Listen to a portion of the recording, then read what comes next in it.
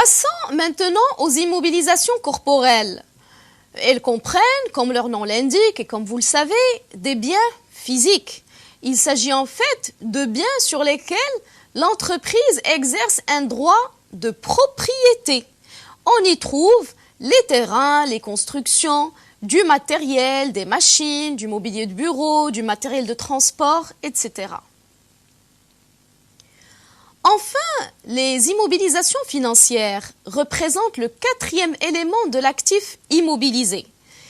Il s'agit de créances financières détenues sur une longue période. Elles sont constituées d'abord par les sommes employées par l'entreprise en achat de titres financiers tels que les actions et les obligations. Mais en fait, qu'est-ce qu'un titre financier? Ça sert à quoi? Quels sont ses types?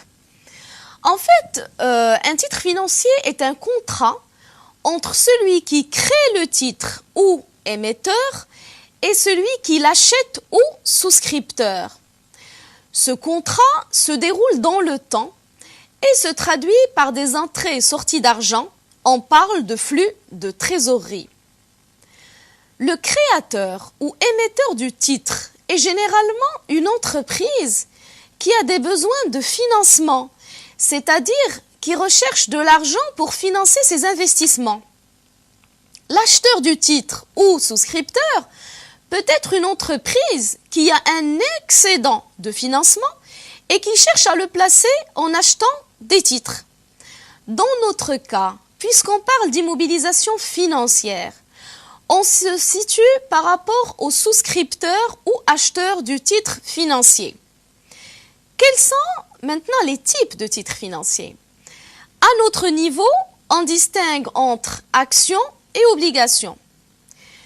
Une action est un titre de propriété.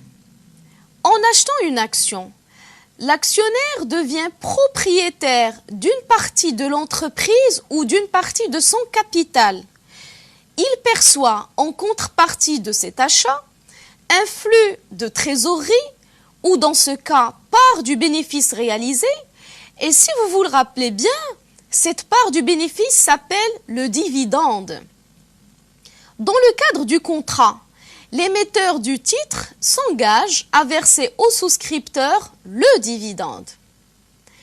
Le détenteur de l'action peut, en fonction de sa part dans le capital, participer à la gestion de l'entreprise et en assurer le contrôle. Ces titres sont alors considérés comme des titres de participation. On dit alors qu'on a une créance financière sous la forme de titres de participation. Alors que l'action est un titre de propriété, l'obligation, quant à elle, est un titre de créance. Je m'explique.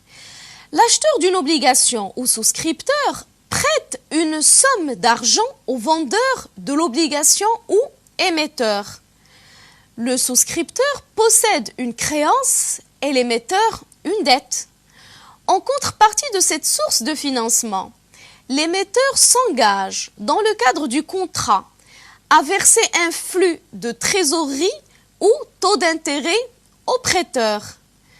Une entreprise qui cherche à financer ses investissements sans recourir aux banques ou à la vente d'une partie de son capital préfère recourir à la vente d'obligations.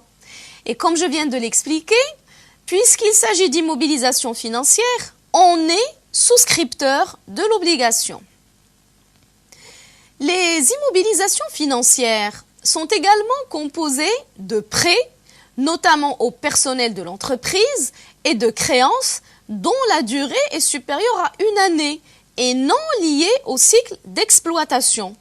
En tout cas, on aura l'occasion de les traiter par la suite dans le cadre d'exercices.